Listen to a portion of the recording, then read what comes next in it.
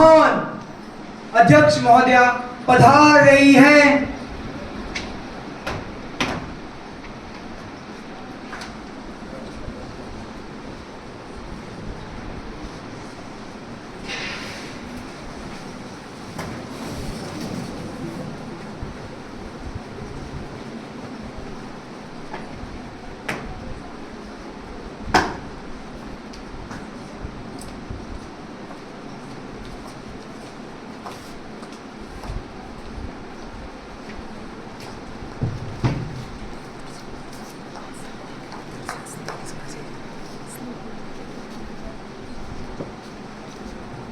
ये देखना स्लीप नहीं होती उसमें से पीछे खींचना।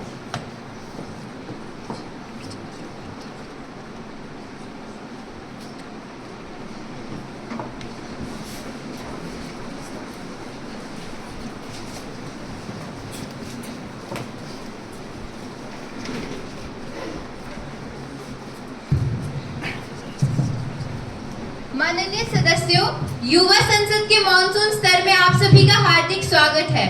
नए सदस्य शपथ ग्रहण करेंगे अथवा प्रतिज्ञा करेंगे। महासचिव महोदय। माननीय अंकित, जो जम्मू कश्मीर के उधमपुर संसदीय क्षेत्र से निर्वाचित हुए हैं, अब शपथ तथा प्रतिज्ञा करेंगे।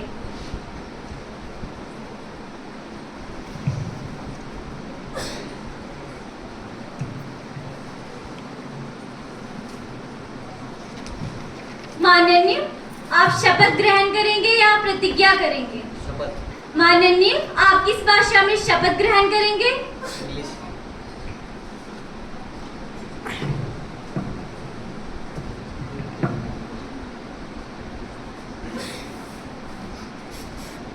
I, Ankit Sharma, having been elected a member of lower house of Youth Parliament, do swear in the name of God that I will bear truth, faith and allegiance to the Constitution of India as by law established, that I will uphold the sovereignty and integrity of India, and that I will faithfully discharge the duty upon which I am about to enter. Thank you.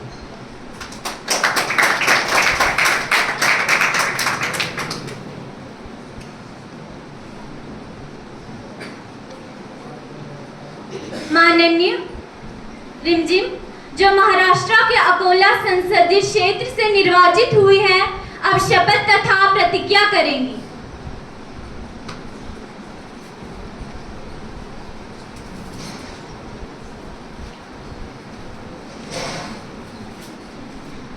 माननीय, आप शपथ ग्रहण करेंगे या प्रतिज्ञा करेंगे? माननीय, आप किस भाषा में शपथ ग्रहण करेंगे?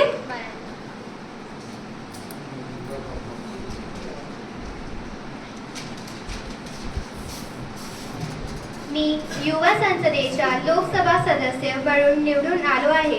मी शपथ घेतो की कायद्याने प्रस्थापित केलेल्या भारतीय राज्यघटनावर माझ्या श्रद्धा आणि निष्ठा असेल, देशाचे सार्वभौमत्व आणि एकात्मता टिकवून ठेवेन आणि मी जे पद स्वीकारणार आहे ते कर्तव्यनिष्ठाने पार पाडेन।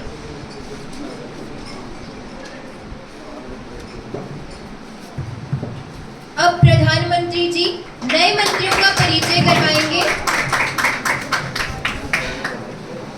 अध्यक्ष महोदया, मैं आपके माध्यम से मंत्रिमंडल के नए सदस्यों का सदन से परिचय करवाना चाहता हूं। Deputy prime minister,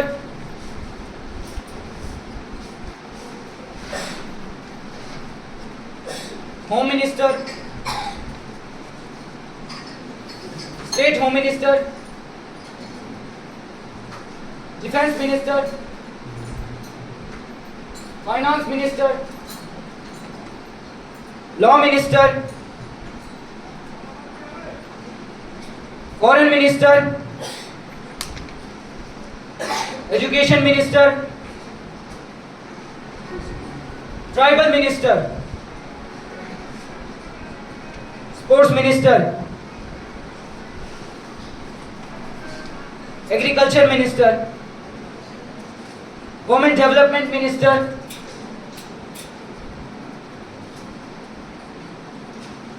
new minister,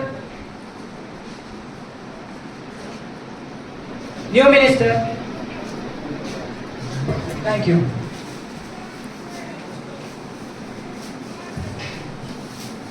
social justice minister.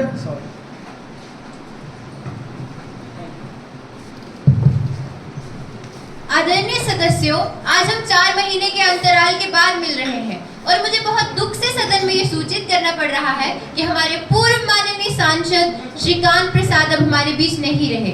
अपने राजनीतिक जीवन में अनेक पदों को सुशोभित करने वाले श्रीकांता प्रसाद एक बड़े ही देशभक्त और देश के लिए एक मिसाल थे। उनके असमय निधन से हमने एक योग्य नेता खोया है और भारत को अपूर्णीय क्षति हुई है। आज हम श्रद्धापूर्वक उन्हें श्रद्धांजलि अर्पित करेंगे और भगवान से ये प्रार्थना करेंगे कि उनके दुखित परिवार को ये दुख सहन करने की शक्ति दे और उनकी आत्मा को शांति दे। प्रधानमंत्री द्वारा संवेदना। श्रीमान, मैं कांता प्रसाद, जिनकी मृत्यु पर सभा ने शोक व्यक्त किया हुआ है, वो अपनी श्रद्धांजलि अर्पित करता हूँ। वे बहुत ही तजुर्बेकार और व्यावहारिक नेता थे। उनका जन्म एक साधारण से परिवार में हुआ था, परंतु अपनी योग्यताओं पर उन्होंने अनेकों पदों को हासिल किया था। इसी कारण उनके निधन का दुख हम सबको बहुत है। मैं उनके परिवार के लिए अपनी भारी संवेदना व्यक्त करता हूँ। संवेदना बाय ऑपोजिशन लीडर।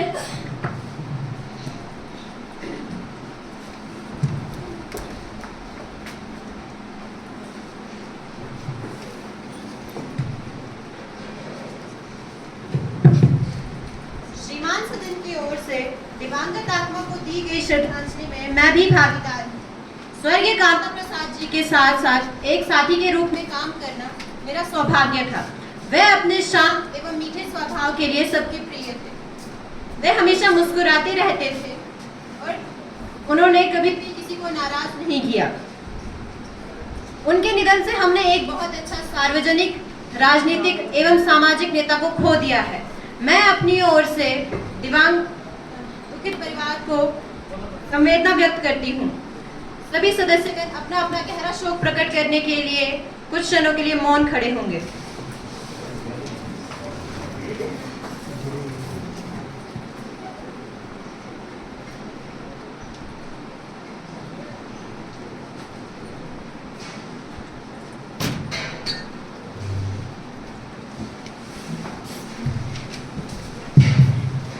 प्रश्नकाल। प्रश्न संख्या 101।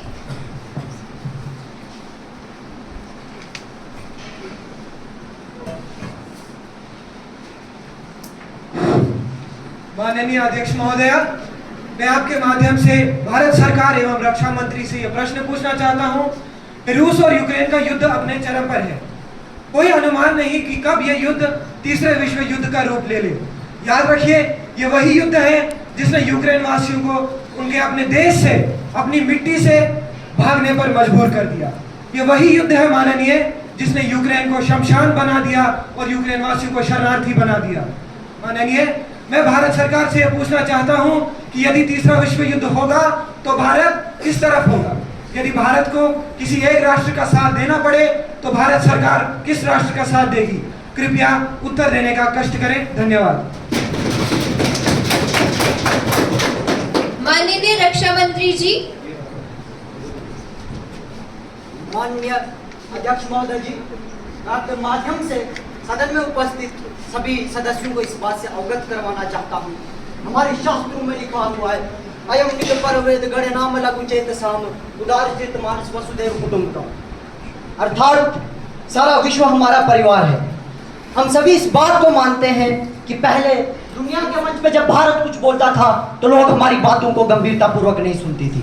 लोग कहते थे कि भारत कमजोर है, ये क्या ही कर लेगा। लेकिन आज जब भारत दुनिया के मंच पे कुछ बोलता है तो लोग अपने कान गौर से सुनते हैं कि भारत बोल क्या रहा है।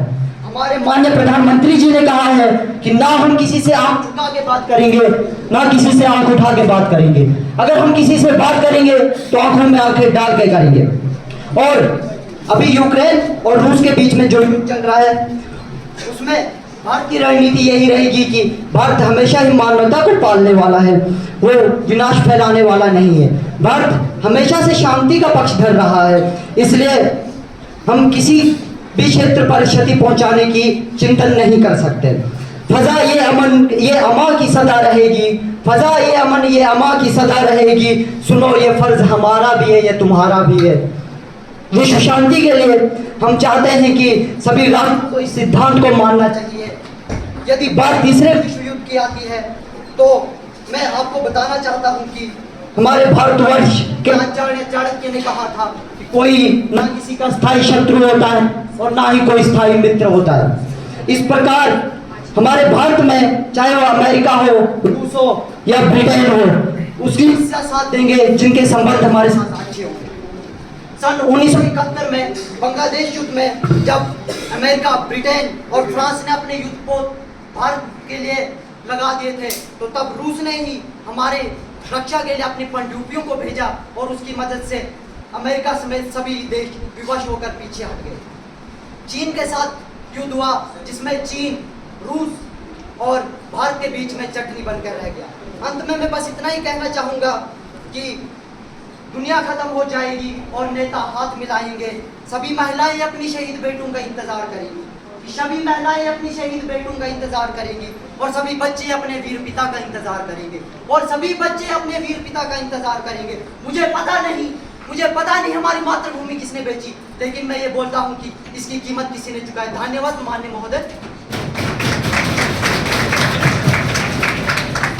प्रश्न संख्या 102। माननीय अध्यक्ष महोदया जी, मैं आपके माध्यम से गृह मंत्री जी से ये पूछना चाहती हूँ कि जम्मू कश्मीर में धारा 370 हटाने के बाद वहाँ पर शांति होगी, अमन होगा, विकास की लहरें चरम सीमा पर होगी, सरकार के द्वारा ऐसा कहा गया था, लेकिन आज की स्थितियाँ तो कुछ और ही दर्शाती है। आज वहाँ टारगेट किलिंग के केस बढ़ते ही जा रहे हैं। इसी महीने में 15 से अधिक टारगेट किलिंग हो चुकी है। जैसे कि अभी की ही घटना है कि वहाँ 2 कश्मीरी पंडितों की बहुत बेरहमी से हत्या कर दी गई, उनका नाम पूछ करके गोली मारी जा रही है। अगर सरकार से ये इतना पुराना मुद्दा ही नहीं सुलझाया जा रहा है तो मुझे नहीं लगता कि सरकार देश के बाकी मुद्दे सुलझाने में भी समर्थ है।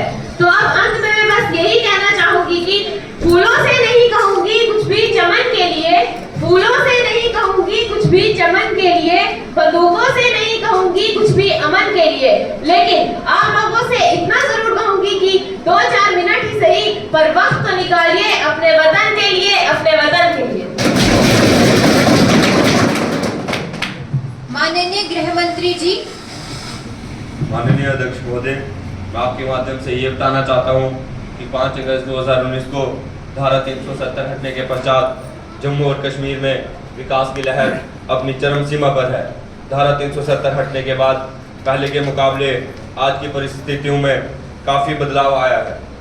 जम्मू और कश्मीर में मेडिकल कॉलेज और हॉस्पिटल का निर्माण किया गया है। बच्चों द्वारा सैनिकों पर पत्थर फेंकना समाप्त हो गया है। लाल चौक में झंडा फहराना मुश्किल था, आज वहाँ हमारा झंडा शान से फहराया जा रहा है। आतंकवादियों को जहन्नुम भेजा गया है और आगे भी इसी तरह जहन्नुम भेजा जाएगा। जनता के विकास और सुरक्षा के प्रतियन किए जाएंगे। सरहिंद से दौड़ जाती है, क्या हुआ उन कश्मीरी पंडितों का, ये बात उस समय की सरकार को भाती है। अगर हम बात करें उनके परिवारों की तो ये पूरे भारतवर्ष को पता है कि उनके साथ किस प्रकार का शर्मनाक व्यवहार हुआ और ना जाने कैसे कैसे कश्मीरी पंडित जान बचाकर भागे। और विडंबना देखिए, उस समय के कार्यकारी नेता अपनी नींद में सपनों की धागों को सुलझा रहे थे, तब किसकी सरकार थी। धन्यवाद। प्रश्न संख्या 103। माननीय अध्यक्ष महोदया, मैं आपके माध्यम से माननीय वित्त मंत्री से पूछना चाहूंगी कि देश में बढ़ती महंगाई और पेट्रोल डीजल के दामों का आप किस प्रकार स्पष्टीकरण देंगे। पहले जब ऐसा हुआ था तब सत्ता पार्टी के सभी मंत्री और उनके समर्थकों ने हमारी पार्टी की जमकर आलोचना की थी। अब आप इन सभी ऊंचे दामों को सही ठहरा रहे हैं। पेट्रोल के कारण रोजमर्रा की सभी वस्तुएं बहुत महंगी हो रही हैं। रसोई घर को चलाना दूभर हो रहा है। श्रीमान जी, अब टमाटर के दाम 200 के पार पहुंच गए हैं। It's just unacceptable. माननीय वित्त मंत्री जी।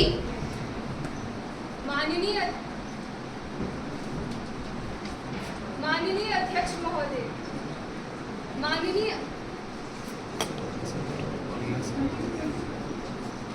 माननीय अध्यक्ष महोदय, मैं आपके माध्यम से सदन में उपस्थित सभी सदस्यों को ये बताना चाहती हूँ, पेट्रोलियम की कीमतों में जो वृद्धि होती है तो इसका प्रभाव सभी वस्तुओं पर पड़ता है। हमारी सरकार ने जीएसटी की स्लैब 28% से कम कर 18% कर दी है। साथ ही साथ रूस यूक्रेन युद्ध के कारण तेल की कीमतों में वृद्धि से बचने के लिए हमने उन देशों से पेट्रोलियम पदार्थों को आयात करने की मंजूरी दे दी है जहां से हमें ये कम कीमतों पर मिल सके। हमारी सरकार की इस सूझबूझ की नीति के कारण ही श्रीलंका व पाकिस्तान आदि देशों की तुलना में हमारे देश पर इतना ज़्यादा प्रभाव नहीं पड़ा। पेट्रोल और डीजल की कीमतों में आज आप भारी कमी देख रहे हैं। कीमतों पर नियंत्रण लगाने के लिए आरबीआई भी अपनी मौद्रिक नीतियों को कठोरता के साथ लागू कर रहा है।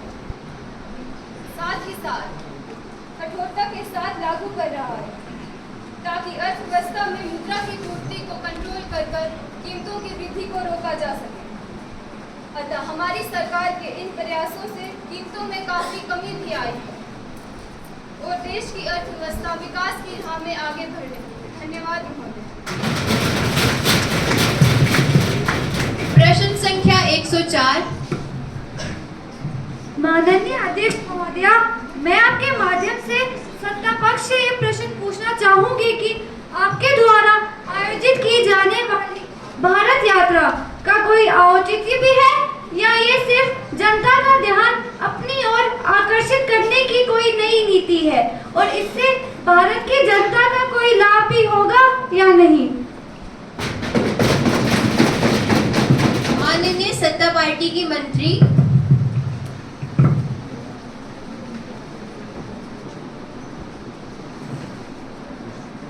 माननीय अध्यक्ष महोदय, मैं आपके माध्यम से सदन में उपस्थित सभी माननीय अध्यक्ष महोदय, मैं आपके माध्यम से सदन के समक्ष अपने विचार रखना चाहती हूँ। इस विषय में कहने से पहले मैं सत्ता पक्ष द्वारा हर विवाद में अल्पसंख्यक और बहुसंख्यक करने के नीति के बारे में पूछना चाहती हूँ। चाहे आजान या हनुमान चालीसा विवाद हो या गांधी सावरकर विवाद हो, हमारी पार्टी द्वारा हमेशा लोकतंत्र को ही बचाने का प्रयास किया गया है। फिर चाहे वे भारत यात्रा की नीतियां ही क्यों न हो, हम जब धर्मनिरपेक्ष राष्ट्र की स्थापना के लिए कुछ करते हैं, कोई कदम बढ़ाते हैं, तब आपको दिक्कत हो जाती है। ये तो विपक्ष का धर्मनिरपेक्षता के लिए एक प्रयास था, एक कदम था।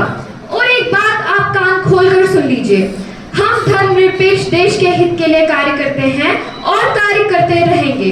इससे हमें कोई फर्क नहीं पड़ता कि आपको इससे कोई आपत्ति हो रही है। हमने भारत जोड़ो आंदोलन भी किया था और हम भारत जोड़ो आंदोलन भी करेंगे। धन्यवाद। प्रश्न संख्या 105। माननीय अध्यक्ष महोदय जी, मैं आपके माध्यम से शिक्षा मंत्री से ये जानना चाहती हूँ कि नवोदय विद्यालय के शिक्षकों एवं अन्य कर्मचारियों जिनकी नियुक्ति 1/1/2004 के पूर्व हुई है, वो फैमिली पेंशन यानी सीसीएस पेंशन 1972 मिलती है या नहीं? यदि नहीं तो क्यों नहीं? माननीय शिक्षा मंत्री जी। माननीय अध्यक्ष महोदय, मैं आपके माध्यम से संसद में बैठे सभी सदस्यों को इस बात से अवगत कराना चाहता हूं कि जवाहर नवोदय विद्यालयों को सुचारू रूप से चलाने के लिए 28 फरवरी 1986 में NVS यानी नवोदय विद्यालय समिति की स्थापना की गई थी। इसे सोसाइटी एक्ट 1860 के अंतर्गत पंजीकृत किया गया। आज की तारीख में भारत सरकार 1 जनवरी 2004 से पूर्व के सभी सरकारी कर्मचारियों को पेंशन देने में प्रतिबद्ध है। नवोदय विद्यालय के कर्मचारियों की पेंशन पर भी भारत सरकार गंभीरता से विचार कर रही है और इसके लिए संसद में एक 12 सदस्यीय कमेटी भी बनाई गई है। इस कमेटी की रिपोर्ट आने के पश्चात भारत सरकार 1 जनवरी 2004 से पूर्व के नियुक्त नवोदय विद्यालय के कर्मचारियों की पेंशन पर न्यायपूर्वक विचार करेगी। धन्यवाद अध्यक्ष महोदया। प्रश्न संख्या 106। धन्यवाद महोदय। सर्वप्रथम मैं यहाँ पर उपस्थित सभी सांसदों की ओर से तथा अध्यक्ष महोदय के माध्यम से अपने यशस्वी प्रधानमंत्री जी का श्रद्धांजलि दे पा रही हूँ। कि उन्होंने सभी देशवासियों के मस्तिष्क में आत्मनिर्भरता का भाव जागृत किया है। मैं प्रधानमंत्री महोदय से ये प्रश्न पूछना चाहता हूँ कि हमारा देश क्या पूर्ण तरह आत्मनिर्भरता की राह पे चल दिया है या अभी भी दूसरे देशों की आयात पर निर्भर है? हम कब तक आत्मनिर्भर तथा विकसित देश बन जाएंगे? धन्यवाद। माननीय प्रधानमंत्री जी, जहाँ तक आत्मनिर्भरता की बात है, विश्व में केवल हमारी ही ऐसी सरकार है जिसने छोटे छोटे उद्योगों को आर्थिक सहायता दी है ताकि जो वस्तुएं हम दूसरे देशों से मंगवा रहे हैं वैसे हम अपने देश में स्वयं तैयार कर सकें। और हमारी सरकार इसके लिए वचनबद्ध है कि स्वदेशी वस्तुओं को ज़्यादा से ज़्यादा केवल अपने ही देश में नहीं बल्कि पूरे विश्व में इस्तेमाल में ला सकें, विश्व में उपयोग में ला सकें। इसीलिए हमारी सरकार ने आत्मनिर्भर भारत योजना, make in India, one district one product जैसी कई नीतियों को अपनाया है। कई उद्योगों को मिनी रत्न, लघु रत्न तथा महारत्न का दर्जा दिया गया है ताकि वे स्वतंत्र रूप से निवेश कर सकें। और मुझे आशा है कि हमारी सरकार का ये आत्मनिर्भरता का लक्ष्य को हम प्राप्त कर सकेंगे जल्द ही। मैं स्पष्ट रूप से देख सकता हूं कि हमारा ये लक्ष्य 2051 तक पूर्ण हो जाएगा। प्रश्न संख्या 107। माननीय अध्यक्ष महोदया, मैं आपके माध्यम से सरकार से ये प्रश्न पूछना चाहती हूँ कि आपके द्वारा किसानों के लिए नीतियाँ बनाई गई हैं, क्या उन्हें लागू किया गया है? और क्या अगर उन्हें लागू किया गया है तो उन्हें वापस क्यों लिया गया? किसानों द्वारा विरोध क्यों हुआ? जो हमारे लिए अन्न की पूर्ति करते हैं उनके विरुद्ध उनकी मांगे पूरी क्यों नहीं की गई? जिनकी वजह से जनता को अन्न का दाना नसीब हो रहा है, वो खुद क्यों 2 वक्त की रोटी के लिए तरस रहे हैं?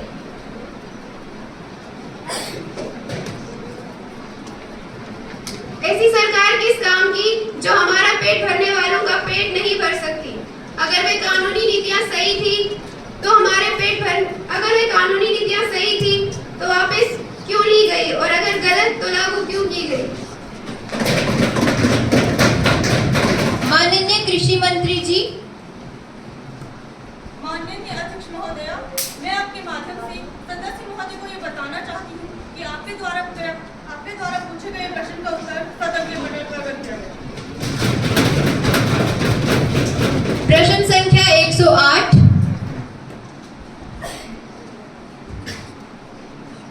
माननीय अध्यक्ष महोदय, मैं आपके माध्यम से वित्त मंत्री जी से ये पूछना चाहता हूँ, ऐसे तो आपकी सरकार विकास को लेकर काफी बड़ी बड़ी बातें करती है, लेकिन फिर भी आज हमारी अर्थव्यवस्था की जीडीपी 6% से भी कम है, और इसके लिए आपकी सरकार क्या कदम उठा रही है? धन्यवाद। माननीय वित्त मंत्री जी।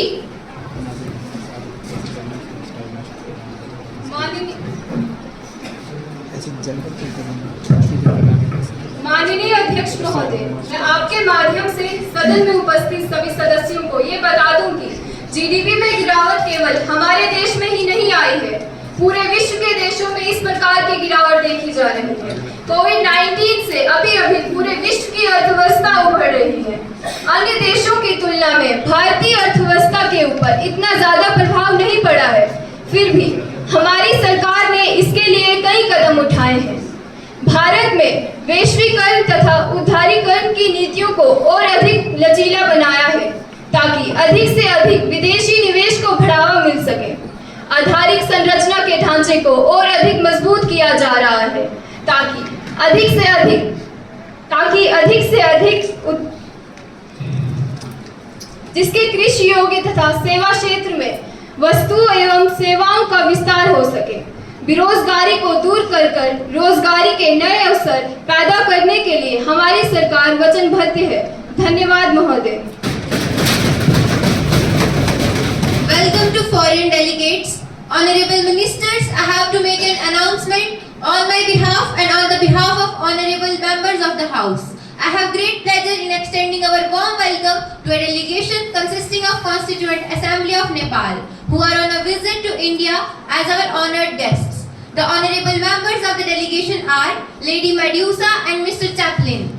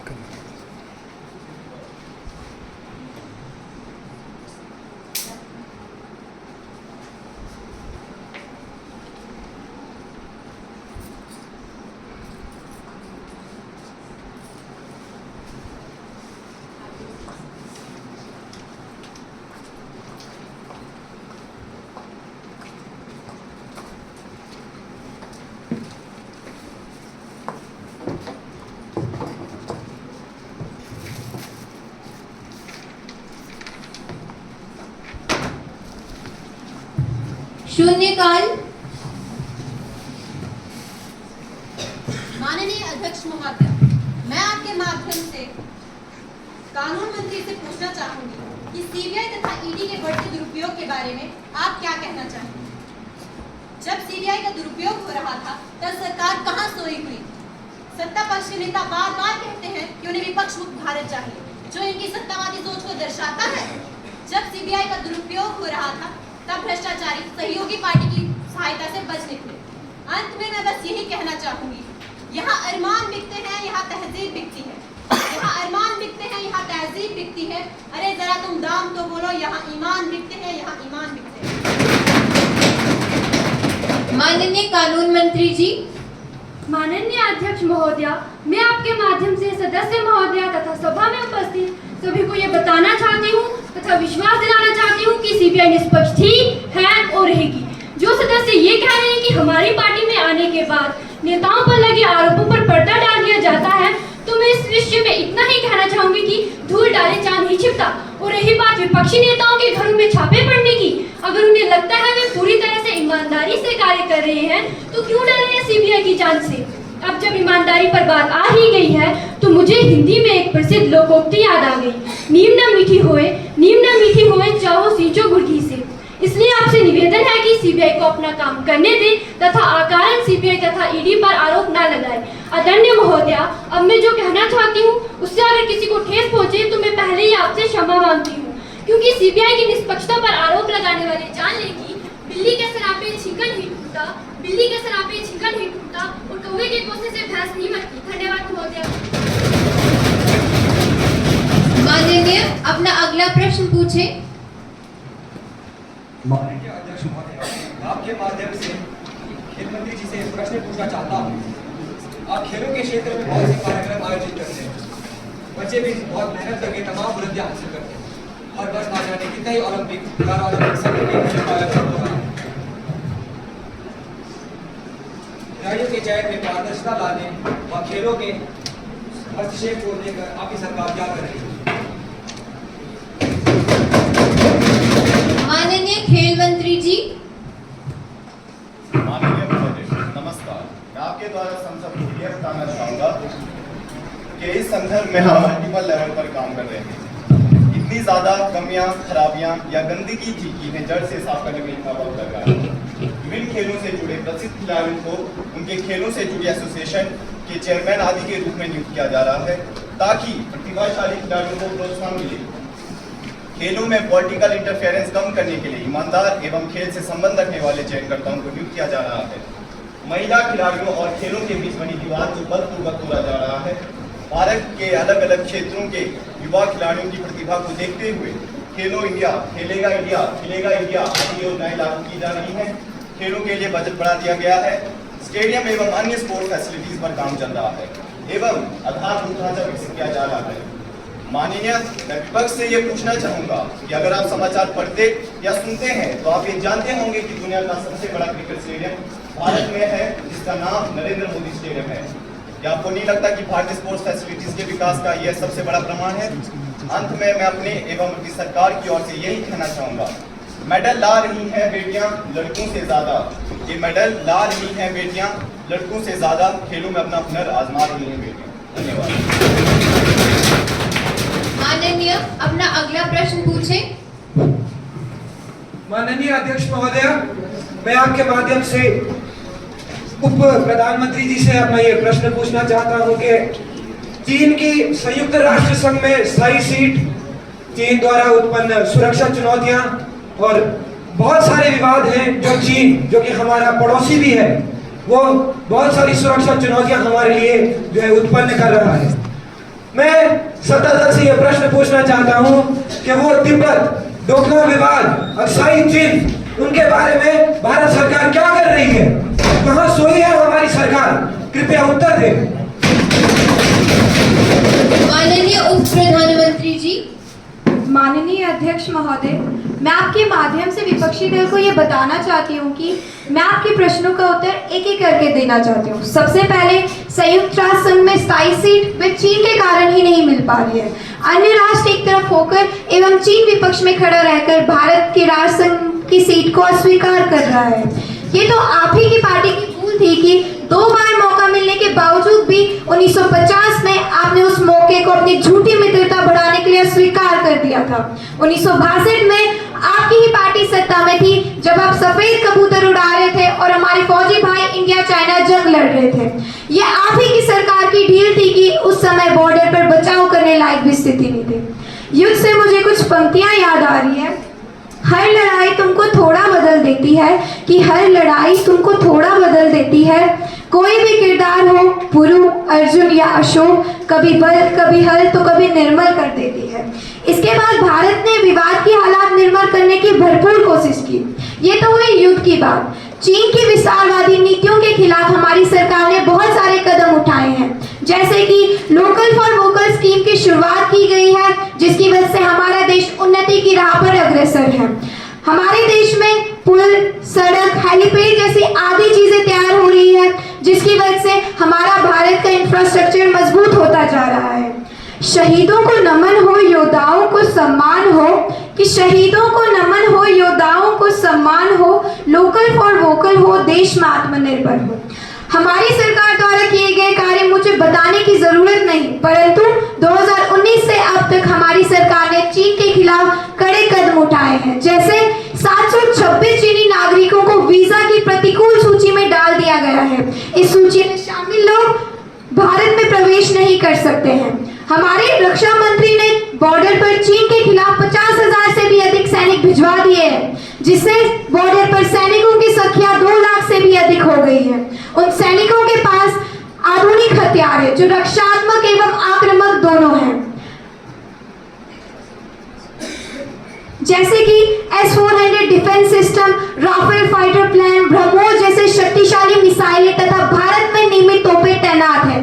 मुझे पूरा विश्वास है कि चीन तो क्या, कोई भी देश हमारा बाल भी बांका नहीं कर सकता, और यदि विश्व के सभी देश भी हम पर आक्रमण कर दे तब भी भारत उनका मुंह तोड़ जवाब देगा। धन्यवाद महोदय। माननीय अपना अगला प्रश्न पूछे। मैं आपके माध्यम से गृह राज्य मंत्री जी से ये पूछना चाहता हूँ, पीओके तथा अक्साई चीन को आज भी भारत के नक्शे पर दर्शाया जाता है। आखिर पीओके है कहाँ? कब पीओके वापस भारत का हिस्सा बनेगा? आप हमेशा कहते रहते हैं पर करके नहीं दिखाते। इसका तो ये मतलब हुआ कि हम करके दिखाएंगे पर तिथि नहीं बताएंगे। आखिर ऐसा कब तक चलेगा? पीओके भारत का हिस्सा है भी या नहीं? धन्यवाद महोदय। माननीय गृह राज्य मंत्री जी। माननीय अध्यक्ष महोदय, एक प्राचीन मुहावरा है, चोर की दाढ़ी में तिनका। मैं आपके माध्यम से विपक्ष से ये पूछना चाहती हूँ कि क्या वो पीओके को भारत का ऐसा नहीं मानते? हम जान दे देंगे इसके लिए। दिल दिया है जा भी देंगे, दिल दिया है जा भी देंगे, ऐ वतन तेरे लिए, ऐ वतन तेरे लिए। पीओके और अक्साई चीन दोनों भारत का हिस्सा है, जिस पर चीन और पाकिस्तान ने अवैध कब्जा कर रखा है। भारत के संविधान के अंतर्गत जम्मू कश्मीर की सीमाओं को तय किया गया है तथा यहाँ के तत्कालीन संविधान के अंतर्गत उसमें पीओके और अक्साई चीन भी शामिल। जम्मू और कश्मीर के अवैध कब्जे वाले क्षेत्रों को पुनर्गठन की प्रक्रिया तब से शुरू की गई थी जब से हमारी सरकार ने अनुच्छेद 370 धारा 35A को समाप्त किया। हमारी सरकार को विश्वास है कि आने वाले वर्षों में पीओके और अक्साई चीन दोनों भारत के अभिन्न होंगे। ये वही लोग हैं जो उड़ी में हुए सर्जिकल स्ट्राइक और पुलवामा आतंकी हमले के सबूत मांगते फिरते हैं। अंत में मैं बस यही कहना चाहती हूँ, ये देश न किसी धर्म का है, ये देश न किसी धर्म का है, ये देश न किसी दल का है, ये देश न किसी दल का है, ये देश उन लोगों का है जो कर इसकी भूमि से निकलता है। धन्यवाद महोदय। माननीय अपना अगला प्रश्न पूछे। माननीय अध्यक्ष महोदया जी, मैं आपके माध्यम से आदिवासी मंत्रालय के मंत्री महोदय जी से ये पूछना चाहती हूँ कि वैसे तो हमारे संविधान में सभी को समान अधिकार प्राप्त है, लेकिन आज भी बहुत से आदिवासी समुदाय हाशिए पर है, उनका सामाजिक बहिष्कार होता है। भारत के मूल नागरिक होते हुए भी वे द्वितीय नागरिक का जीवन व्यतीत कर रहे हैं। जंगलों को काटकर उनसे उनकी मातृभूमि छीनी जा रही है, उन्हें बेघर किया जा रहा है। इस संदर्भ में सरकार क्या कर रही है?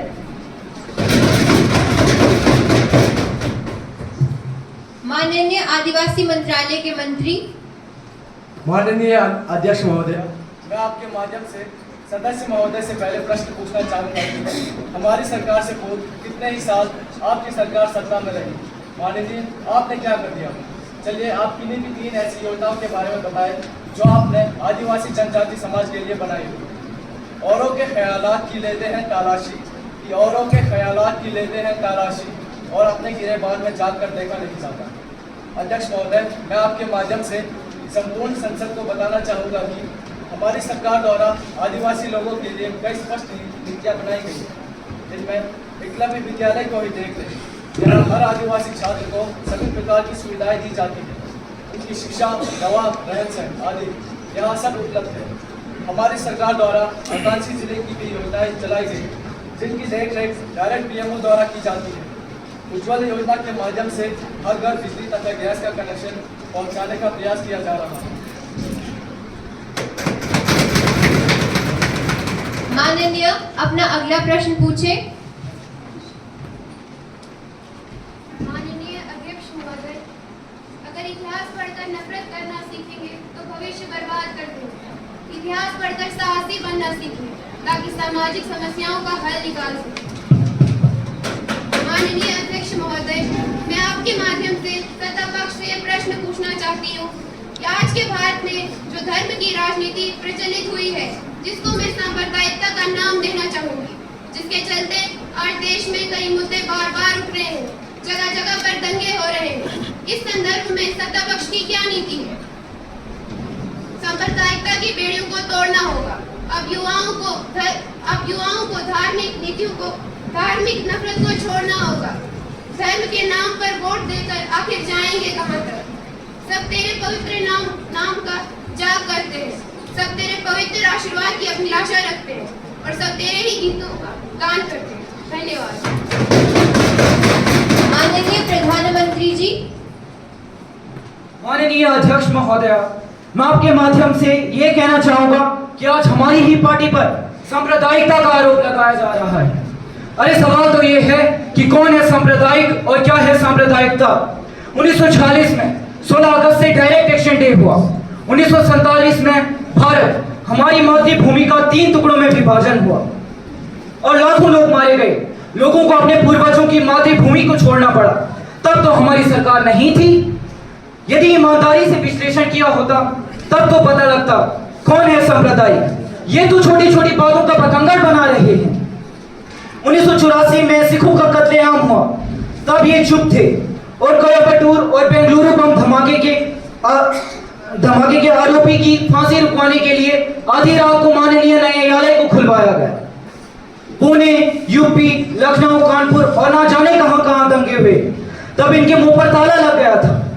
बताइए कौन सचर कमेटी के नाम पर समाज को बांट रहा है? सच्चाई कड़वी होती है और वैसे भी हमारी पार्टी का मूल मंत्र यही है, सबका साथ, सबका विकास और सबका विश्वास। हमारे पास 3 मौके हैं। हमने एक बार अल्पसंख्यक, एक बार दलित और एक बार आदिवासी समुदाय से राष्ट्रपति बनाए और अब हमारी पार्टी को सांप्रदायिक कहते हैं। माननीय, अपना अगला प्रश्न पूछे। माननीय अध्यक्ष महोदय, मैं आपके माध्यम से सत्ता पार्टी से ये प्रश्न पूछना चाहूंगी कि सिर्फ हमारे भारतवर्ष का हिस्सा ना होकर भी हमारे राष्ट्रगान का हिस्सा क्यों है? भारत की पहली आजाद सरकार आजाद हिंद फौज द्वारा स्थापित सरकार थी, जिसे 12 देशों ने मान्यता भी दी थी और तो और अपनी सेना, अपना बल व अपनी मुद्रा भी थी। या तो राष्ट्रगान में बदलाव किया जाए या फिर ये स्पष्ट किया जाए कि आज तक आजाद हिंद फौज का राष्ट्रगान क्यों नहीं चुना गया? माननीय गृह मंत्री जी। राष्ट्रगान को लेकर आपकी बात ध्यानपूर्वक सुनी। मैं विपक्ष से ये जानना चाहता हूँ कि जब भारत को ब्रिटिश राज से आज़ादी मिली तब उन्होंने सुभाष चंद्र बोस को प्रधानमंत्री का पद देने की बजाय किसी और को क्यों दिया? और मैं ये भी पूछना चाहता हूँ कि जिस समय आज़ादी मिली उस समय तो आपकी सरकार सत्ता पक्ष में थी, तो तब आपने आईएनए के एंथम को राष्ट्रगान क्यों नहीं बनाया? समय से ही गाया जा रहा है और हमारे समय में भी गाया जा रहा है। जैसे कि विपक्षी दल से एक प्रश्न ये भी आया था कि इसको आज भी हमारे राष्ट्रगान में गिना जाता है, तो मैं उन्हें स्पष्ट करना चाहूँगा कि यहाँ सिंध का मतलब हमारी सिंधु संस्कृति से है और सिंधी लोगों से है, जो कि हमारे भारतीय संस्कृति का हिस्सा है। और तो और हमारी सरकार अखंड भारत के निर्माण के लिए कृत संकल्प है। धन्यवाद महोदय। माननीय अपना अगला प्रश्न पूछे। माननीय अध्यक्ष महोदय, मैं आपके माध्यम से महिला विकास मंत्रालय से ये प्रश्न पूछना चाहूंगी कि क्या इस भारत देश में महिलाएं सच में सुरक्षित हैं? छोटी बच्चियों के साथ अनहोनी व रेप की घटनाएं हो रही हैं। इस पर आपका क्या तर्क है? मैं पूछना चाहूंगी कि क्या कर रहा है महिला विकास मंत्रालय? माननीय महिला विकास मंत्री जी। माननीय अध्यक्ष महोदय, मैं आपके माध्यम से सदन के सभी सदस्यों को यह बताना चाहूंगी कि पूरे देश की महिलाएं सुरक्षित हैं। अभी हाल ही में केंद्र सरकार ने रात्रि में काम करने वाली महिलाओं की सुरक्षा के लिए महिला सुरक्षा कानून में संशोधन किया है। जिम्मेदारी संग नारी बढ़ रही है उड़ान, जिम्मेदारी संग नारी बढ़ रही है उड़ान, ना कोई शिकायत ना कोई थकान। जहां तक बच्चों के साथ अनहोनी की बात है, किसी भी दोषी को बख्शा नहीं जाएगा। हमारी भारत देश की पृष्ठभूमि रही है कि यहाँ नारियों को देवी की तरह पूजा जाता है। हमारी तो संस्कृति का मूल आधार ही यही है। यत्र नार्यस्तु पूज्यते रमते तत्र देवता, यत्र नार्यस्तु पूज्यते रमते तत्र देवता। धन्यवाद। माननीय अपना अगला प्रश्न पूछे। माननीय अध्यक्ष महोदय, मैं आपके माध्यम से सरकार से पूछना चाहता हूं कि संयुक्त राष्ट्र का संस्थापक भारत था, जिसकी सीट चीन को दे दी गई। तब से लेकर आज तक हमारे खिलाफ चीन वीटो का इस्तेमाल कर रहा है। वैसे तो हमारे प्रधानमंत्री महोदय बहुत से विदेशी दौरों पर जाते रहते हैं, तो क्या ये बता सकते हैं हमें यूनेस्को में जगह कब मिलेगी और अभी तक मिली क्यों नहीं? माननीय उप प्रधानमंत्री जी। माननीय अध्यक्ष महोदय, मैं आपके माध्यम से विपक्षी दल को ये बताना चाहती हूँ कि माननीय प्रधानमंत्री जी जो बहुत से विदेशी दौरों पर जाते रहते हैं, इसका अर्थ ये नहीं कि हमें यूएनएससी में सीट मिल जाए। विदेशी दौरों पर जाने के बहुत से अन्य कारण होते हैं। इससे दो देशों के व्यापारिक संबंध अच्छे होते हैं, जिससे विपत्ति के समय पे वे एक दूसरे की सहायता कर सके। तो मैं आपको विदेशी यात्रा की बात को मैं बिल्कुल तर्कसंगत नहीं मानती हूँ। मैं आपको ये भी याद करवाना चाहती हूँ कि आज से पहले आपकी सरकार 50 साल तक कार्यभार संभाल रही थी, तब तो आपने कुछ नहीं किया। परंतु अब जब हमारी सरकार कुछ ही समय पहले सत्ता में आई है, तो आप हमसे सवाल करने लगे हैं। उल्टा उन 50 वर्षों में आप यूएन के निमंत्रण को नजरअंदाज करके चीन को सौंप कर आ गए। आपके समय पे तो चीनियों ने कहा था हिंदी चीनी भाई भाई। अब की स्थिति के बारे में आप कुछ कह सकते हैं क्या? वैसे भी नेहरू जी का मानना था कि एक मजबूत एशिया के लिए दो बड़े देशों का होना बहुत जरूरी है। वैसे भी चाणक्य जी का कहना था कि हम किसी से भी अपना रिश्ता खराब कर ले, परंतु अपने पड़ोसी से कभी रिश्ता खराब नहीं करना चाहिए। परंतु जब आप चीनी हमें बंदर गुड़गी देता आ रहा है, तो आप क्यों कुछ नहीं बोलते? अब वहाँ यूएन में जब 4 राष्ट्र एक मत होकर हमें वीटो देने के लिए तैयार है, तो वही, जी हाँ वही आपका प्यारा चीन विपक्ष में खड़ा रहकर हमारे खिलाफ जहर घोलते हुए उस प्रस्ताव को अस्वीकार कर रहा है। आसान नहीं था आजादी के बाद देश को चलाना, कि आसान नहीं था आजादी के बाद देश को चलाना, बटी अनेक रियासतों को एक भारत में मिलाना। आसान नहीं था इस देश की अर्थव्यवस्था संभालना, कि आसान नहीं था इस देश की अर्थव्यवस्था संभालना। बड़ा ही आसान होता है दूसरों की कमियां निकालना। आपकी सरकार जब सत्ता में थी, तब तो आप हमारे फौजी भाइयों को ठीक से जूते तक प्रदान नहीं कर पाए। आज जब हमारी सरकार है, तो हमारी फौज के पास बुलेट प्रूफ जैकेट तथा आधुनिक हथियार हैं। मैं आपको ये भी बता देना चाहती हूँ कि हमारा भारत 8 बार अस्थायी सीट के लिए नियुक्त किया जा चुका है। यह हमारी सरकार की उपलब्धि नहीं तो और क्या है?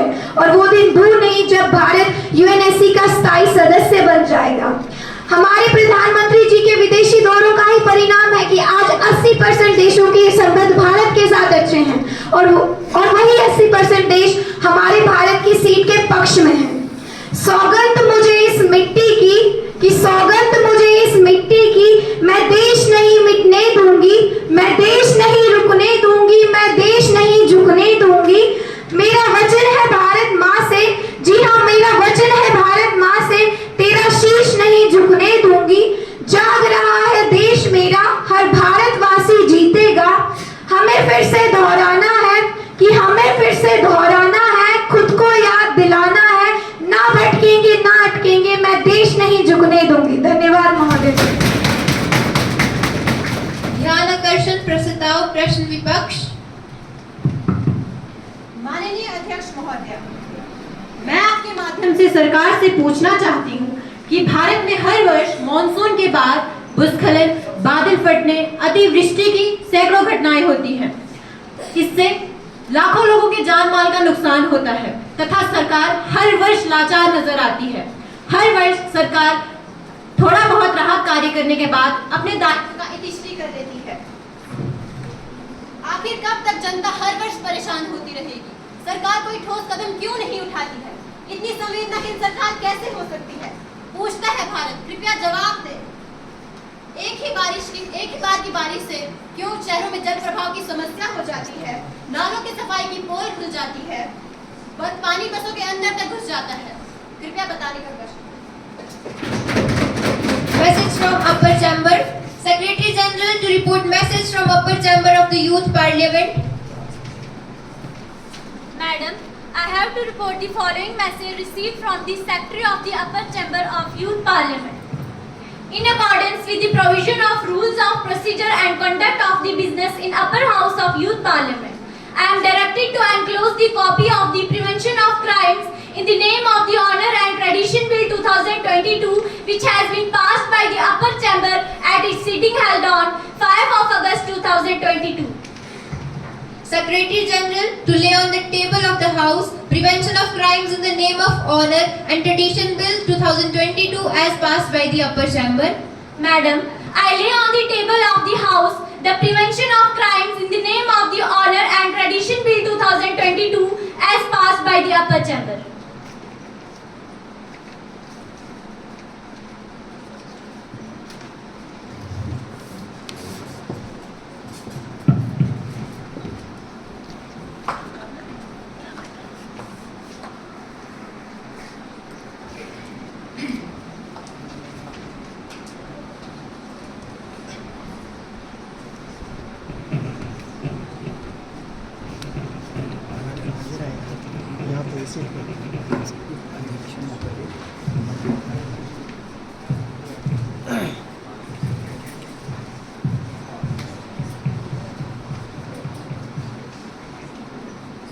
सावधान, उपाध्यक्ष महोदय पधार रहे हैं।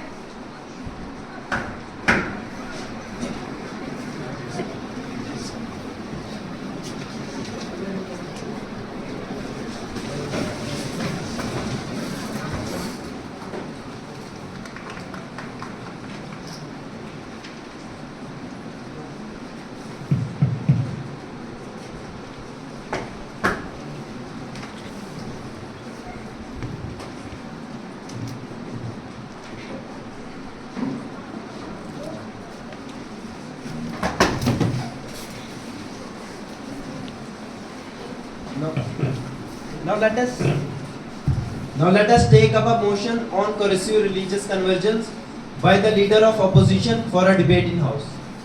Leader of opposition, please. माननीय अध्यक्ष महोदय, आज के दौर में देश विदेश के साथ साथ भारत से भी धर्म परिवर्तन की घटनाएं सामने आ रही हैं। धर्म किसी भी व्यक्ति का मूलभूत एवं व्यक्तिगत मामला है। ये व्यक्तिगत स्वतंत्रता से जुड़ा हुआ है। डीएनए रिसर्च बताती है कि पहला इंसान साउथ अफ्रीका में पैदा हुआ। उनसे जाकर पूछो कि उनका धर्म क्या है। अरे आपकी ही सरकार के प्रधानमंत्री ने कहा था कि भारत के संसाधनों पर पहला हक भारत के तथ्यात्मक हितैषियों का है। तो ये धर्म की बात कहाँ से आ गई? क्या आप लोगों को नहीं लगता कि हम लोग धर्म के नाम पर इंसानियत को भूलते जा रहे हैं? धर्म के नाम पर गंदा खेल खेला जा रहा है। और माननीय प्रधानमंत्री जी, अब कहाँ गए आपके कानून? अगर धार्मिक स्वतंत्रता को बचाने के लिए ये कानून कम पड़ते हैं तो और बना दो कानून। लेकिन महोदया, ये कानून बनाने से कुछ नहीं होता, उन्हें लागू भी करवाना पड़ता है। आप लोग तो चाहते हो कि हम आपका विकास में साथ दें, परंतु हमें ऐसे विकास की जरूरत नहीं जहां इंसान की जान की कोई कीमत नहीं होती। शायद आप लोग भूल रहे हैं, परंतु मैं आपको याद दिलाना चाहूंगी कि महात्मा गांधी जी ने कहा था कि भारत को आगे बढ़ाने के लिए किसी भी आध्यात्मिक परिवर्तन की जरूरत नहीं है। धर्म के नाम पे हो रहे इन दंगों को रोकिए। धर्म का चोला पहनकर तो अधर्म बोल रहा है। धर्म का चोला पहनने से कुछ नहीं होता। जनाब, धर्म को कर्म से जोड़िए, राजनीति से नहीं। सोचिए इस देश के बारे में, इसके विकास के बारे में, तो विकास की राजनीति कीजिए। विकास। धन्यवाद। Respected Prime Minister, please. Honorable Speaker, all my fellow members और विपक्ष में बैठे मेरे सभी साथियों, मुझे आप पर कुछ पंक्तियां याद आती हैं। सुए सरत मुझे जाने दे ए गुलबदन, कि सुए सरत मुझे जाने दे ए गुलबदन, तेरी मांग सजाने की फुर्सत कहाँ। आबरू ए वतन आज खतरे में है, कि आबरू ए वतन आज खतरे में है, पर इन्हें सभा में बैठकर लड़ने से फुर्सत कहाँ। आपने बचपन में कविता की ये पंक्तियां तो पढ़ी होंगी। मजहब नहीं सिखाता आपस में बैर रखना, कि मजहब नहीं सिखाता आपस में बैर रखना, हिंदी है हम वतन है हिंदुस्तान हमारा। मैं इस बात से इत्तेफाक रखता हूँ कि all religions are equal and they should be respected equally. My fellow members were regularly saying that a particular religion is good or bad. मैं आपसे ये पूछना चाहता हूँ कि आप ये कैसे कह सकते हैं ये धर्म अच्छा है या ये धर्म बुरा। I want to ask from where you came to know about religion. As in Sanatan mythology, there is no such concept like religion. But yes, there is a term named Panth, which means the way to righteousness and to debate on such a topics like religion. Only shows our narrow thinking, as we know our Sanatan religion is so liberal that anyone, anytime can pray to any god in any way. और जहाँ तक रही बात धर्म की, तो कोई अपनी मर्जी से अपना धर्म बदलना चाहे तो उसे पूर्ण अधिकार है, क्योंकि भारत हर किसी को पूर्ण उसकी इच्छा पूरे करने का पूर्ण अधिकार देता है। और यहाँ हर किसी को अपनी बात रखने और उसे पूरा करने का पूर्ण अधिकार है। कानून बने भी हैं और लागू भी हुए हैं, और अगर किसी ने अपनी आंखों पर पट्टी बांध ली है तो उसमें हमारा कोई दोष नहीं, और इस बात को साबित करना इसमें तो हमारा कोई ही दोष नहीं।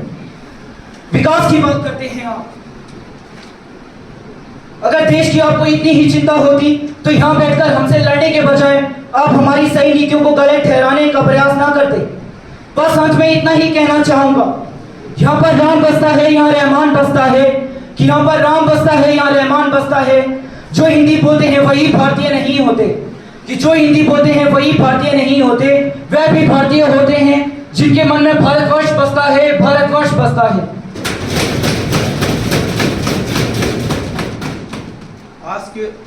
Ask your next question, please.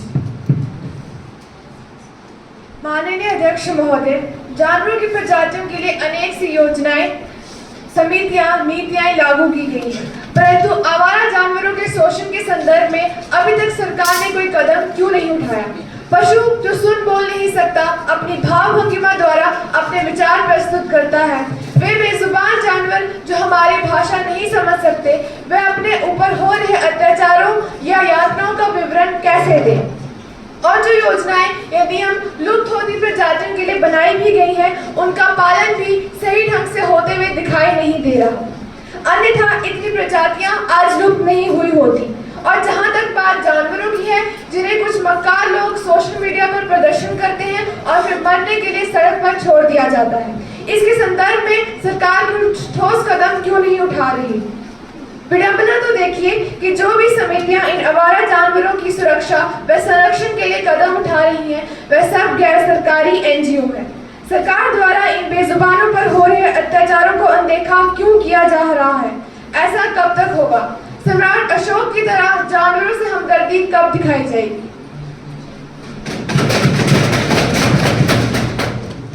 Respected Agriculture Minister, please.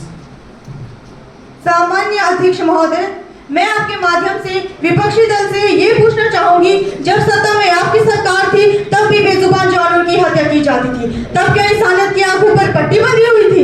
अरे आज के भारत में ऐसे कई कानून बनाए गए हैं जिनके तहत ये सब बंद हो चुका है। भारत जानवरों के शोषण करने वाले अपराधियों को तो उनके अपराध के अनुसार उचित दंड दिया जाता है। काले हिरण को मारने के अपराध पर अभिनेता सलमान खान पर जुर्माना लगाया गया था और जेल भी हुई थी, और यदि कोई जानवरों का शिकार करता पाया जाता है तो उन्हें भी दंड दिया जाता है। सरकार कोई मुद्दा नजरअंदाज नहीं करती। अब आपने सोशल मीडिया का मुद्दा उठा ही दिया है तो इस पर मैं कुछ कहना चाहूंगी।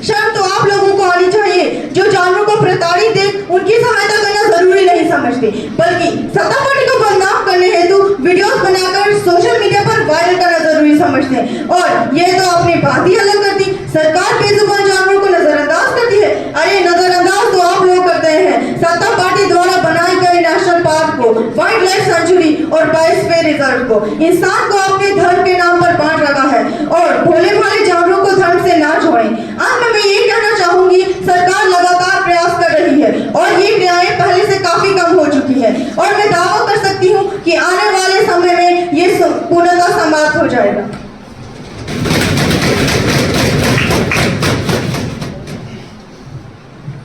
Ask your next question, please.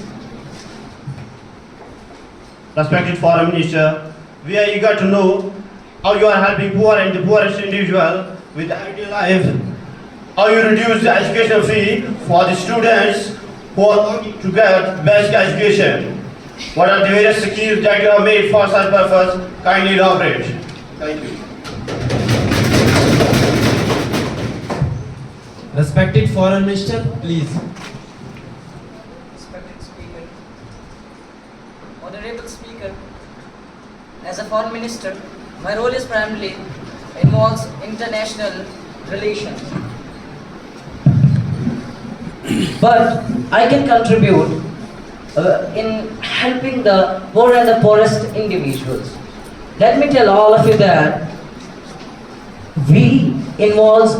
it involves many strategies that we are helping an individual to lift out of the poverty. Okay, so I'm here with some strategies, and first we will make the partnerships or cooperate with the other countries and international organization to share the best practices and resources for the poverty alleviation.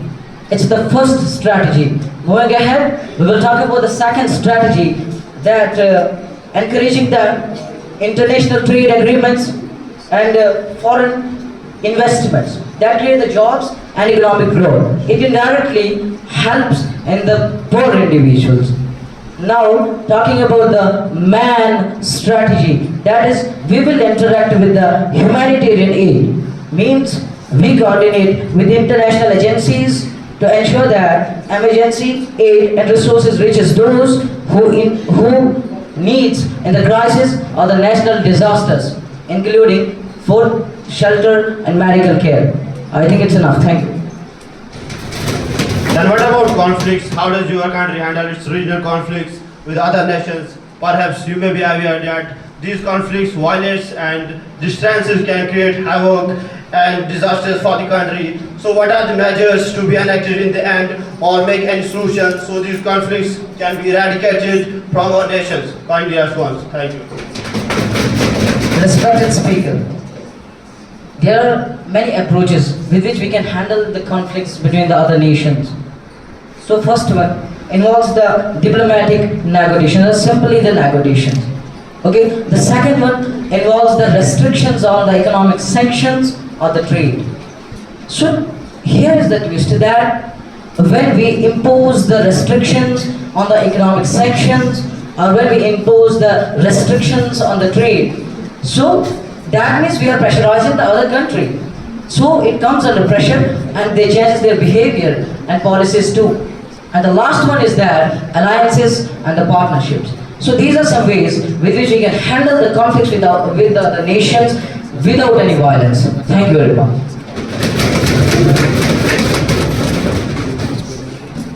Ask your next question, please. माननीय अध्यक्ष महोदय, मैं आपके माध्यम से स्वास्थ्य मंत्री से ये पूछना चाहता हूँ कि कैंसर के आंकड़ों का क्या अपडेट है। धन्यवाद महोदय।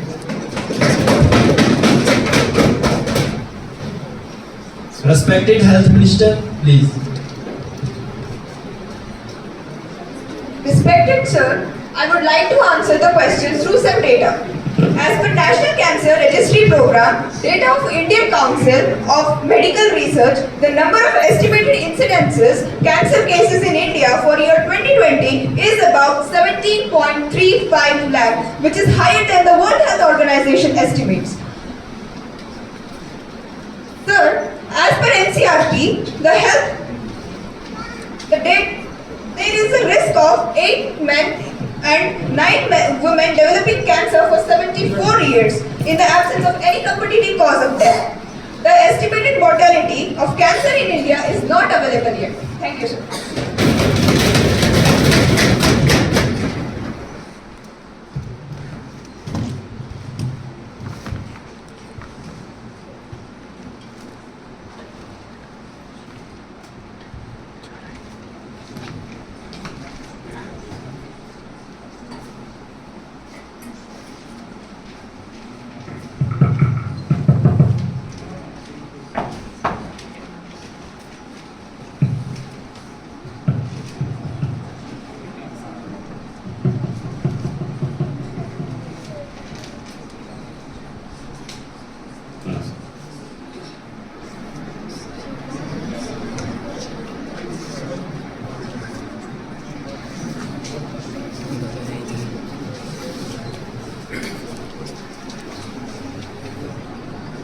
सावधान, अध्यक्ष महोदया पधार रही हैं।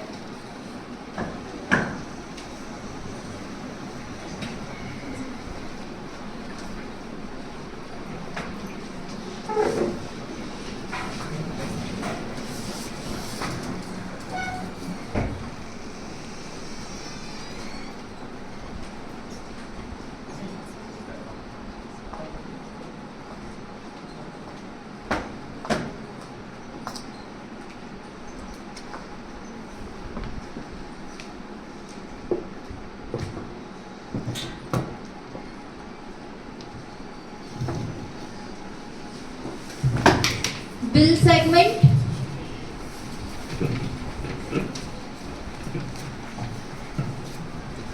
माननीय सामाजिक न्याय मंत्री विधेयक का पुनर्स्थापन करेंगे। महोदय, मैं प्रोन्नति के अनुसूचित जाति एवं अनुसूचित जनजाति के लिए संविधान संशोधन विधेयक को पुनर्स्थापित करने की अनुमति चाहती हूँ। अनुमति है। प्रोन्नति में अनुसूचित जाति एवं अनुसूचित जनजाति के लिए संविधान संशोधन विधेयक 222 को पुनर्स्थापित करने के लिए अनुमति प्रदान की जाए। कृपया जो इसके पक्ष में है वह हाँ कहें। कृपया जो इसके विपक्ष में है वह ना कहें। मैं समझती हूँ हाँ का बहुमत है, हाँ का बहुमत है, हाँ का बहुमत है। आज अनुमति दी जाए। महोदय, मैं विधेयक पुनर्स्थापित करती हूँ। धन्यवाद। माननीय गृह मंत्री जी।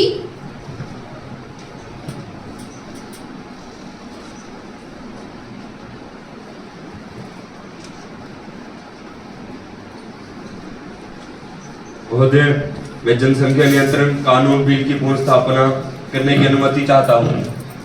प्रश्न है। बढ़ती जनसंख्या के कारण भारत एक बड़े जनसंख्या संकट का सामना कर रहा है।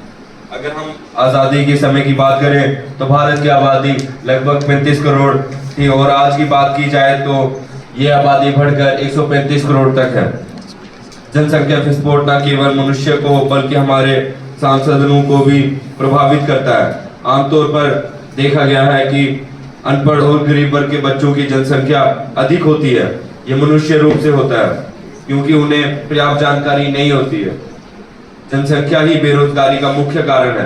रोजगार एक सीमित स्तर पर ही उपलब्ध है और जनता रोजगार न मिलने पर सरकार को ही दोष देती आई है।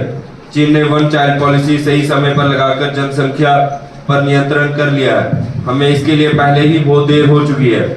इसलिए मैं इस बिल को जल्द ही जल्द पारित करने की आज्ञा चाहता हूँ। जनसंख्या नियंत्रण के लिए विधेयक 2022 के बिल को पारित करने के लिए अनुमति प्रदान की जाए। इसके पक्ष में है वह हाँ कहें। जो इसके विपक्ष में है वह कृपया ना कहें। मैं समझता हूँ कि हाँ की बहुमत है, हाँ की बहुमत है, हाँ की बहुमत है, अतः अनुमति दी जाए। माननीय महोदय, मैं बिल को पुनर्स्थापित करता हूँ। धन्यवाद महोदय। Honourable prime minister please.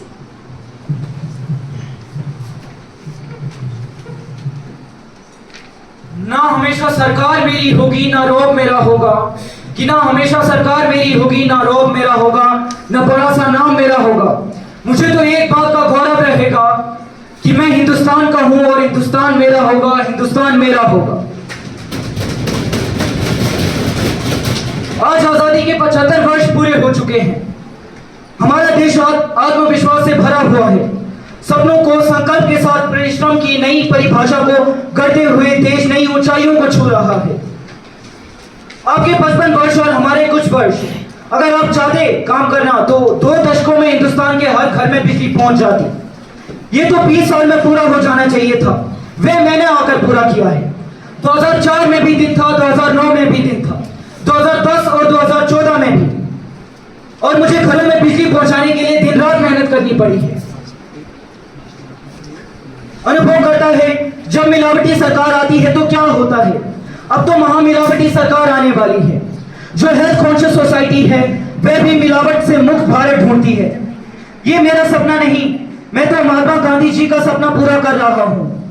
कुछ लोगों को मध्यम वर्ग की आशाएं, अपेक्षाएं और आशाएं भार लगती हैं, पर मैं उन्हें गौरव समझकर उन पर कार्य करता हूं। जीएसटी से पहले एलईडी बल्ब 150 से 200 रुपए में आता था। ऐसा क्या है कि हमारे आने के बाद वही बल्ब 50 से 60 रुपए में आता है। और इस एलईडी बल्ब से देश का 50,000 करोड़ रुपए का बिजली का बिल कम हुआ है। डीबीटी के तहत यही 50,000 करोड़ गरीबों के अकाउंट में जा चुके हैं। पहले जब 1 रुपए ऊपर से आता था 10 पैसे नीचे पहुंचते थे। आयुष्मान भारत योजना से बहुत से लोगों को फायदा हुआ है। गंभीर बीमारियों से गरीबों को इलाज मिला है। इतना विकास हो रहा है, लेकिन मेरे विपक्षों को यकीन ही नहीं हो रहा। बीमा योजना में 5 लाख रुपए तक मुफ्त चिकित्सक सुविधाएं उपलब्ध करवाई गई हैं। कोरोना के कारण बच्चों का जो शिक्षा में नुकसान हुआ है, उसके लिए हमारी सरकार ने नई शिक्षा नीति को अपनाया है। आपके राज्य में पहले इतना काम नहीं होता था, क्योंकि पैसा बिस्तर के नीचे चला जाता, बोरियों में बंद हो जाता। ये तो हम हैं जो प्रधानमंत्री आवास योजना के तहत लोगों को घर बना कर दे रहे हैं और उनकी चाबियां महिलाओं के हाथों में दे रहे हैं। मुझे वोटों का मोह नहीं है। मैं यहाँ पर राजनीति नहीं, राष्ट्र नीति करने आया हूँ। जो काला धन लिया गया है वह वापस लिया जाएगा। पहले जब 26 नवंबर को अटैक हुआ था मुंबई में तब आपने कैंडल जलाई, लेकिन हमने Uri the surgical strike, Balakot strike करवाई। जब आपके राज्य में हृदय स्थल संसद पर हमला हुआ तब तो जानकारी होते हुए भी आपने कुछ नहीं किया। लगता है आप चाहते थे कि ये हो। हमने 135 करोड़ लोगों को वैक्सीन लगाने जैसी बड़ी चुनौती को पार कर लिया है। आपके कार्यकाल में जब पोलियो ड्रॉप की दवाई पूरी दुनिया को मिल जाती तब जाकर वे भारत में पहुंचती थी। और यही नहीं, समस्त नागरिकों को टीका लगवाने में इनको 25 वर्ष लग गए। हम जल्द ही संपूर्ण देश का नव निर्माण करेंगे। अपनी ईमानदार नीतियों द्वारा पवित्र मन से हम संकल्प के सिद्धांत की ओर अवश्य बढ़ेंगे। माननीय, ये जो आप अपने ही मुंह मियां बिट्टू बन रहे हैं, इस पर मैं कहना चाहूंगी कि गिनवा कर तो बताइए अपनी नीतियां और उपलब्धियां। माननीय अध्यक्ष महोदया, मैं आपके माध्यम से सदन से हमारी सरकार द्वारा चालू की गई नीतियों व योजनाओं से अवगत कराना चाहूंगा। हमारी नीतियां इतनी प्रभावी हैं कि जन जन को हर एक नागरिक तक पहुंची हैं तथा रिकॉर्ड भी बन रहे हैं। हमारी सरकार ने बहुत सी नीतियों को चलाया है, जैसे Ayushman Bharat, air strike in Pakistan, Beti Bachao Beti Padhao. सुनिए प्रधानमंत्री जी, क्या आपको सच में लगता है कि आज के दौर में बेटियां सुरक्षित हैं? आजकल जो लड़कियों के साथ हादसे हो रहे हैं, इस पर मैं कहना चाहूंगी कि आपकी सरकार क्या एक्शन ले रही है? सबसे पहले मैं आपको ये बताना चाहूंगा कि बेटियां पूर्ण रूप से सुरक्षित हैं और इस पर हमारी सरकार ने बहुत सारे एक्शन लिए हैं। और हमारी सरकार ने कई और नीतियां चलाई हैं, जैसे corruption free India, digital India, electrifying India, farmer फसल बीमा योजना, जीडीपी जीएसटी, गंगा क्लीनिंग। प्रधानमंत्री जी, आप मुझे बताइए कि क्या आपकी झूठी दुनिया में कोई सच्चा भी है, और क्या आपकी इस दुनिया में किसी का ईमान पक्का भी है? आप सब तो अपने मतलब की पैरवी करते हैं। क्या आप में कोई वतन परस्त है? आप मुझे बताएं कि क्या वाकई में गंगा साफ हो रही है? अगर गंगा साफ हो रही होती तो उसमें जीव जंतु जो है वो मर नहीं रहे होते।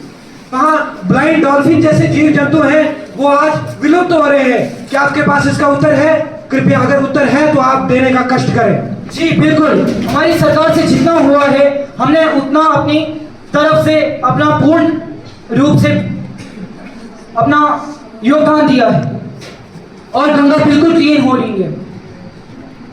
और हमारी सरकार द्वारा कई और नीतियां चलाई गई हैं, जैसे हाईवे कंस्ट्रक्शन, जन धन योजना, LED bulb, mobile largest manufacturing India, NGO restriction on national control, प्रधानमंत्री Awas Yojana, road development, statue of unity, Vande Bharat express, war memorial, express way, yoga day, zero terror attack outside Kashmir.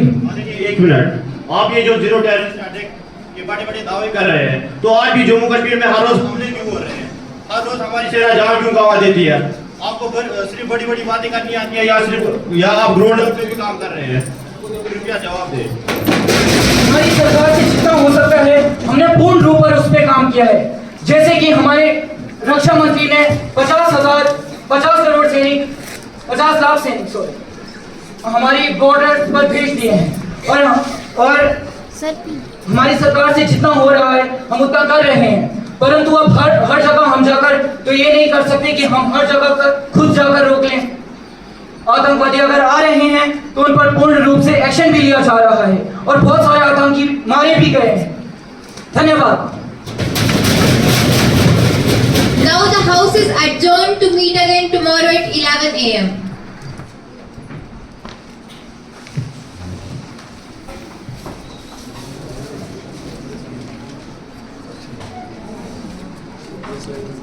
आ रहा है, एक मिनट।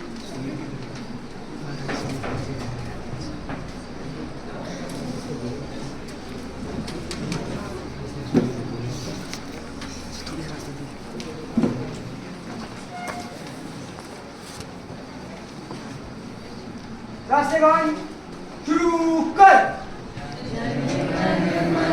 अधिनायक जय हे भारत भाग्य विधाता, पंजाब सिंध गुजरात मराठा द्राविड़ उत्कल बंगा, विंध्य हिमाचल यमुना गंगा उछल जलधि तरंगा, तब शुभ नामे जागे, तब शुभ आशीष मांगे, गाए तब जय गाथा, जन गण मंगल दायक जय हे भारत भाग्य विधाता, जय हे जय हे जय हे जय जय जय जय हे।